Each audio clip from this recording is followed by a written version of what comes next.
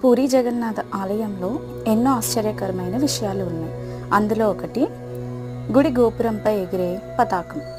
గాలి వీచే దిశకు వ్యతిరేక దిశలో ఈ జెండా ఎగురుతుంది. ఎంతో ఆశ్చర్యం కదా.